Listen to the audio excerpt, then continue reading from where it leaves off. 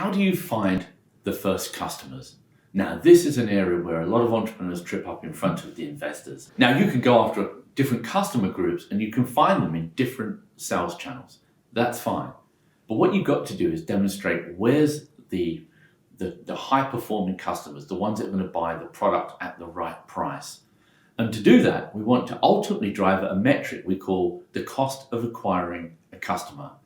What this is about is saying, what is the amount of advertising that we're going to spend, what we call the variable cost, to acquiring one customer, meaning one customer is going to procure your service or your product. If we can figure out that, it's very easy for an investor to say, well, that's one of it. The market's big enough and we know where the customers live and we know the cost of advertising to that customer, then we can multiply up how much investment we need, how much marketing dollars in order to go and build a customer pool that's procuring our products and services.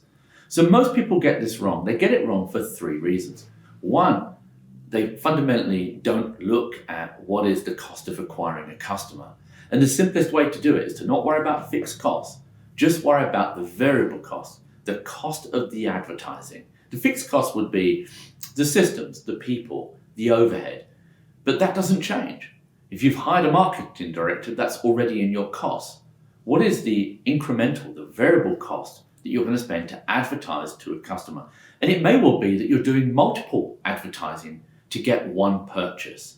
So really having a grasp of the cost of acquiring a customer, it will come up in every investor discussion. Number two, the key thing is to understand, is there enough customers in the area that you're fishing? If you're fishing in what they call an unstocked lake, then basically you've got an ineffective channel or one that's going to run out very quickly. And then you're going to have to demonstrate multiple channels to the investor. Now you're going to do that through building a business. You will not survive in one sales channel. You're going to have multiple, but you want to have your ducks in order and have one good, effective sales channel. To build the business plan, you'll probably have to elaborate on other channels that are possibilities to acquire customers. But how do we think that through? Well, we do a couple of things. We do a survey of the customer and we understand where these customers are so that we can justify they actually exist. The second thing is we look at our competitors and look at where they're acquiring their customers. What do their customers look like? Where do they live? What's their demographic? How much do they spend? Have they bought similar products? All of these kinds of questions tell us what channel to travel down. Very, very important.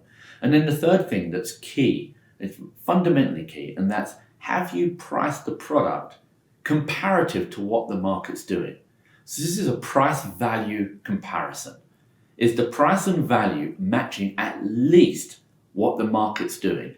If that's the case, you've got an opportunity to travel down your channel and market or advertise to customers, and hopefully they'll procure your product or service.